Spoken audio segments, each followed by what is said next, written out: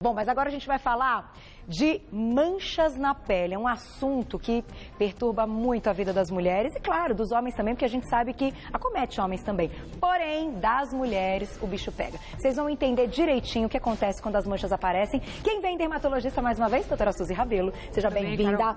Boa tarde, prazer tê-la aqui. Prazer é meu sempre. Para um assunto que eu imagino que o seu consultório as reclamações a respeito das manchas na pele o ano inteiro, né? É aquilo que você não fala assim, isso acontece mais no inverno, isso acontece mais no verão. O ano inteiro, as mulheres aí, então, podem desenvolver manchas na pele. É mais ou menos por aí. Piora mais no verão. Piora no verão? É uma questão só de piorar, mas o ano inteiro é a queixa. Então, a gente vai falar, vamos começar com um vídeo que vai mostrar a estrutura da pele pra gente entender onde acontecem essas manchas e a gente vai falar de cada uma delas. Vamos lá, tá no ponto, Mar, pra gente colocar, então, vamos rodar. Olha lá.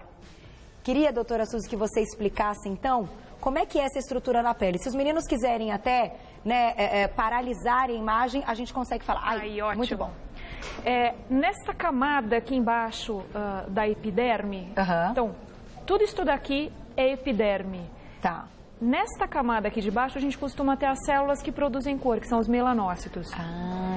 Normalmente são essas células as responsáveis por pigmentações que são visíveis aqui na superfície. Entendi. Você tanto pode ter este pigmento migrado aqui para a superfície da pele, quanto na profundidade. Quanto mais profundo, mais azulado o pigmento. Tá. Quanto mais superficial, mais enegrecido. Então, as manchas amarronzadas, normalmente elas são manchas mais da camada média aqui de epiderme ou mesmo da camada superficial da derme. Olha que interessante. E a gente pode dizer, já olhando até para essa imagem com essa explicação, quais manchas, então, por exemplo, melasma. O melasma vem do quê? De um excesso de funcionamento destas células. A gente até nem acredita que haja um aumento do número dessas células. Normalmente está na proporção de uma célula de pigmento para 20 células que a gente chama de queratinócitos, que são as células que fazem essas camadas de epiderme. Entendi. É o mesmo tipo de célula em estágios de maturidade diferente. E o melanócito acompanha, então, os queratinócitos, então, nessa proporção. Um melanócito para 20. Normalmente, esta célula, o melanócito, ela vai pigmentar as células da epiderme. Entendi. Por isso, então, a dificuldade de tratar o melasma, porque por mais que a gente consiga tratar, não tem a cura completa, né? O que a gente tem de complexo é que essas pessoas têm uma tendência de mancharem com a radiação ultravioleta, principalmente. Então, por mais que você clareie essa pessoa, se ela não está usando um clareador continuamente, ela vai tender a manchar novamente. Entendi. Isso normalmente é determinado de modo genético, que aquele grupo de melanócitos vai agir mais do que em outros lugares. Então, é um excesso de funcionamento em certos lugares. Normalmente na área de rosto, pode acontecer na área do colo e até mesmo nos braços das pessoas que têm melasma. Então, tem que ter um tratamento contínuo. A gente já vai falar, claro, das possibilidades de tratamento também. A gente tem aqui também um outro vídeo que vai mostrar algumas imagens dessas manchas, porque eu acho que quando a gente consegue notar, assim, ó, que elas estão aí, vou até pedir para deixar parado, pausado, que aqui a gente vê tipos diferentes de manchas. O que são, então, essas manchas, doutora Suzy? Aqui a gente tem a pessoa extremamente envelhecida pelo sol. A gente pode ver até aumento de rugas nessa pessoa e muitas manchas esparsas aqui na pele. São manchas, às vezes, até difíceis da gente delimitar. Essas são manchas causadas pelo abuso solar. Então... Nós temos manchas de várias causas, mesmo como você estava falando, como melasma, que é uma tendência. A gente tem cânceres de pele, que são manchas, que a gente depois vai falar nisso. A gente vai falar daqui a pouquinho do câncer de pele, importantíssimo. E manchas por processo inflamatório. Aqui a gente tem um processo inflamatório provavelmente secundário, alguma forma de laser. Em geral, isto clareia. A gente pode ver aqui o caso de uma paciente aqui com uma acne, que pode ficar manchada. Aqui uma pinta, que é uma outra forma de mancha. Quando a gente inflama a pele por processos inflamatórios, como no laser ou numa espinha que a gente estoura, é porque a gente derrama o pigmento para dentro da nossa derme de uma maneira geral. Então o pigmento ele extravasou, ele saiu de dentro da célula que produz e cai dentro da derme e fica manchado lá dentro. Olha que Isso às vezes pode até ficar definitivo. Às vezes a gente não consegue remover esse pigmento de processo inflamatório.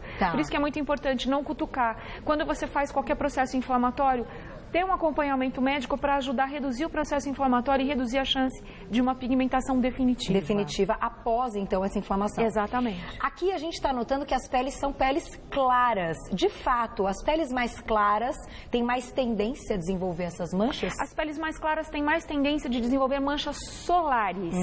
Mas os pacientes que são morenos, eles têm mais tendência de fazer manchas inflamatórias. Então, é super frequente a gente observar aquelas crianças morenas que entram em contato com picada de inseto e ficam todas manchadas. E às vezes é mais difícil você tirar a mancha numa pele que é mais morena, porque tem mais pigmento. Entendi. Derrama mais pigmento para dentro da derme e é mais difícil você conseguir remover isso depois. É por isso que o laser tem toda aí uma indicação para ser usado em peles negras. É mais ou menos por esse motivo. Tudo que a gente vai fazer na pele negra, na pele morena e na pele oriental é sempre com menos agressividade.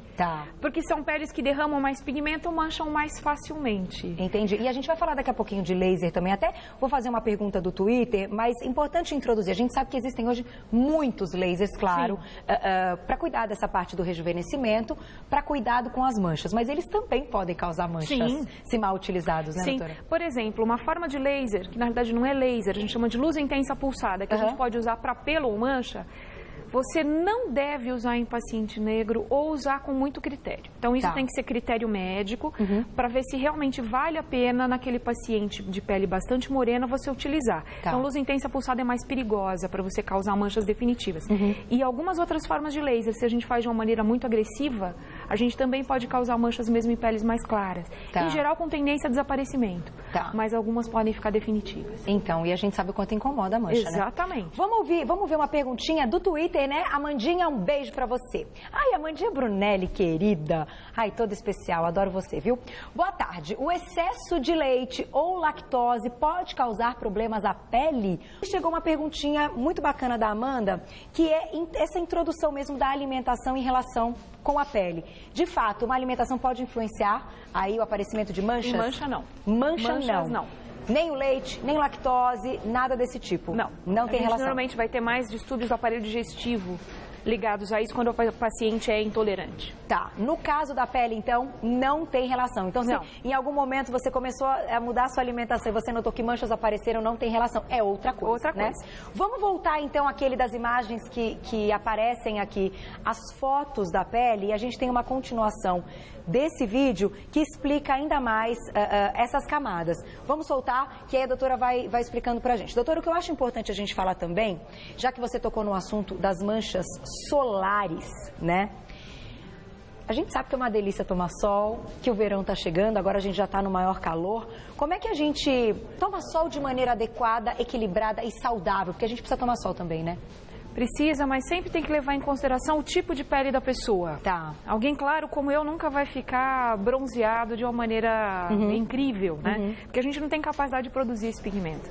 Então, é sempre tomar cuidado com o sol, preferência tomar sol nos horários que não são horários de risco. Para o nosso país é até melhor falar em sol até as 9 da manhã, não 10.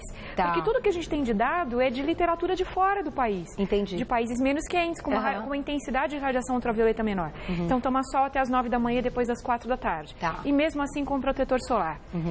Detalhe, a gente deve provavelmente continuar sintetizando vitamina D mesmo com o protetor, porque a gente bronzeia, mesmo com o protetor.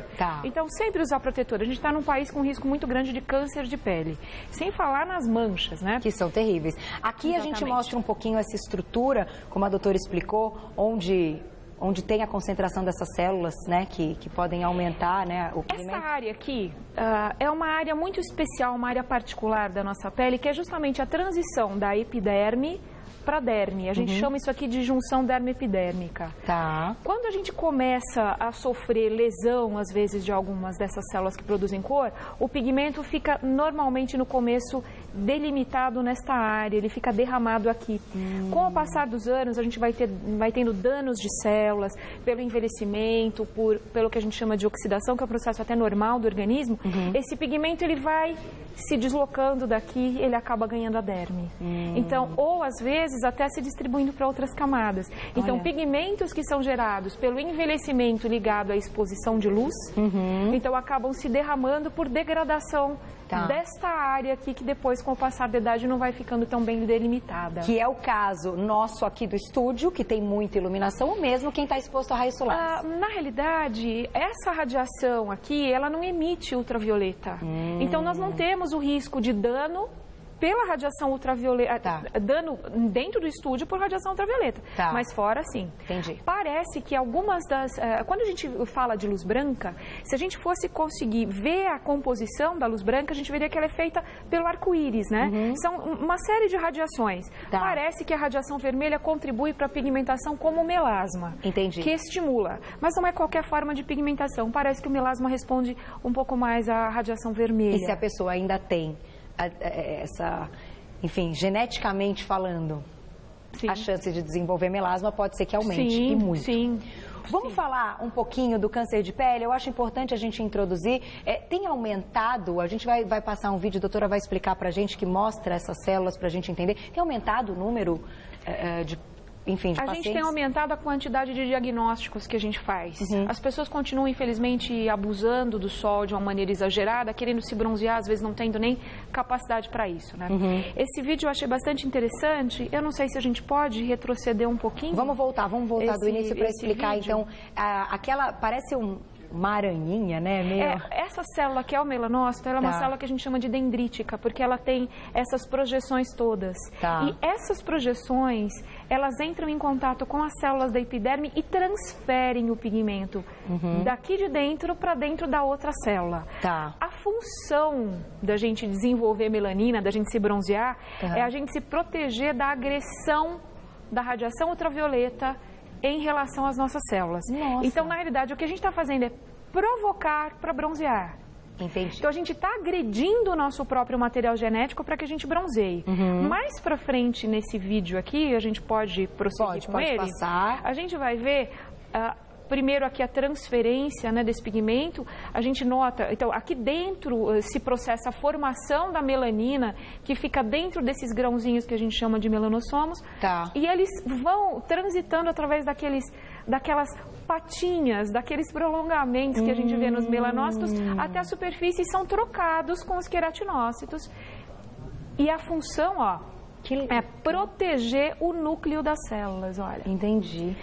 Então, pessoas mais claras produzem menos pigmentos, se protegem menos, têm uma agressão maior ao material genético. As pessoas negras têm uma capacidade enorme de se proteger contra o câncer de pele. Não ilimitada, mas enorme. Entendi. Aqui, eles estão mostrando o que acontece dentro do nosso DNA. O DNA, que é o nosso material genético, né? Ele é formado por estas ligações entre as duas cadeias que são giradas, né? Pela radiação ultravioleta, tem uma quebra das ligações e uma alteração da forma. Olha só que interessante. Se isto não é corrigido, a gente tem mecanismos de correção que acontecem todos os dias. Só que agressões intensas podem não ser corrigidas e aí a gente tem o risco de desenvolver um câncer de pele, em especial melanoma. Esse câncer de pele, então, doutor, ele pode aparecer numa pinta, em manchas na pele, numa pele que aparente aí algo diferente do que ela está normalmente? Os cânceres melanomas, que são os que a gente observa em relação, fazendo o diagnóstico diferencial em relação às pintas, eles aparecem como pintas. Pintas amarronzadas. Né? Existe até uma imagem na continuidade desse vídeo. Vamos colocar o final que mostra o exemplo de uma pinta. De um melanoma. Que é um melanoma. Isso é interessante. E vamos colocar, tem perguntinha a respeito disso no Twitter. A gente vai colocar, quer ver? No finalzinho, ficou aquela imagem. Aqui, Peraí, vamos lá. Pode soltar mais um pouquinho. Pode colocar a última imagem do vídeo. Eu gostaria, na sequência, um pouquinho antes da última imagem, que mostra aqui a mancha aparecendo, olha. É aí que ela está. A mancha está. Este é um melanoma inicial. Porque conforme ele vai progredindo, ele invade e ele aumenta de volume. Então, ele deixa de ser só uma mancha para ter um relevo. E aí aquela pinta, muitas vezes que a gente nota... alto relevo. Nem toda pinta com relevo ela é preocupante, mas toda pinta nova ou modificada deve ser avaliada por um médico dermatologista. Perfeito. E olha aqui, está aumentando. Olha aqui já é um melanoma invasivo, olha, ele está invadindo, saindo da epiderme, ele já depois invade derme. Aqui já estamos na altura da derme, que aqui o corte não ficou muito favorável, mas invade para a região da derme. Aqui, ó, e aqui essa imagem. Ai, volta naquela. Vamos segurar na imagem da pinta só para a gente ter como exemplo, né? Claro que existem outros tipos, outras pintas que podem também ser diagnosticadas como câncer. Eu quero salientar muito que as pessoas, às vezes, observam manchas e elas tentam tratar sozinhas. Isso é muito complicado porque, às vezes, o paciente ele está frente a uma pinta que ou ela pode virar um melanoma ou ela é um melanoma.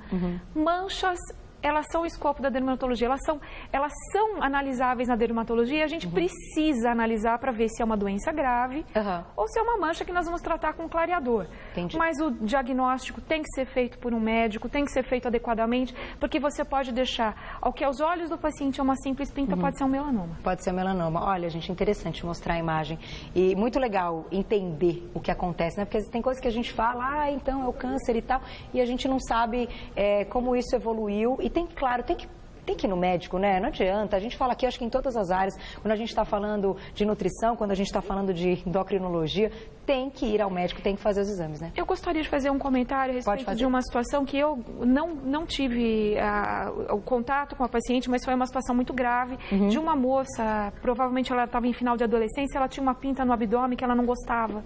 Ela cortou no chuveiro. Ela cortou? Cortou sozinha. Às vezes a gente vê a paciente chegando e contando pra gente, eu arranquei, eu tirei, e infelizmente isso acontece. E a paciente tinha um melanoma, ela não sabia e infelizmente o melanoma ganhou corrente sanguínea, é um tumor que agride, ele invade. A moça infelizmente faleceu em pouco tempo porque ela teve invasão do organismo. Meu Deus. Pelo tumor. Pelo amor de Deus, cortar uma pinta. Nunca fazer esse tipo de coisa. Vamos fechar só com uma perguntinha, dá tempo, Mai? Então vamos colocar na tela, do Twitter ou do Insta? Do Twitter? Olha lá, Kátia Souza, um beijo pra você. Minha bisavó, eu acho que é bisavó, né? Teve câncer de pele. A chance de eu ter é maior, pois minha pele é clara. Então, como é que é esse lance aí? Sim, porque você herdou uma pele clara. Se você não se expõe muito ao sol, a tua chance é muito mais baixa. Quando a gente fala que teve um melanoma na família, aí sim o risco é muito grande, mesmo a pessoa não tomando muito sol. Precisa ficar de olho em cima. Mas outros cânceres de pele, que são os mais comuns, normalmente tem uma relação com a exposição ao sol. Então, se você tem a pele clara, use protetor solar e, em caso de mancha, uma ferida que não cicatriza, qualquer coisa de diferente, dermatologista para diagnóstico. Concordo. Para fechar, só mais um minho, eu sei que a gente está estourado, só comente com a cara da doutora Suzy. As grávidas ficam enlouquecidas porque é um problema na gravidez o lance das manchas. Por que isso acontece? Alteração hormonal? O aumento dos hormônios estimula algumas células que são mais propensas a pigmentarem mais. Então, às vezes, melasma, a linha negra na barriga, que ela era branca, fica marronzinha, tem aumento de pigmentação nas auréolas. A gente tem um monte de áreas que ficam mais pigmentadas na gestação. Então, os hormônios aí que estão bombando. Então, meninas, muita calma nessa hora, porque depois eles passam e tudo volta ao normal, doutora. É isso aí. Obrigada mais uma vez. Imagina. Sempre, olha, um prazer tê-la aqui. Conversamos com a dermatologista querida, doutora Suzy Rabelo, e vou fazer um agradecimento especial ao Hospital Bandeirantes, o site hospitalbandeirantes.com.br, que permitiu que ela estivesse aqui hoje. Até a próxima. Até a próxima, beijo. Prazer. Ai, que delícia!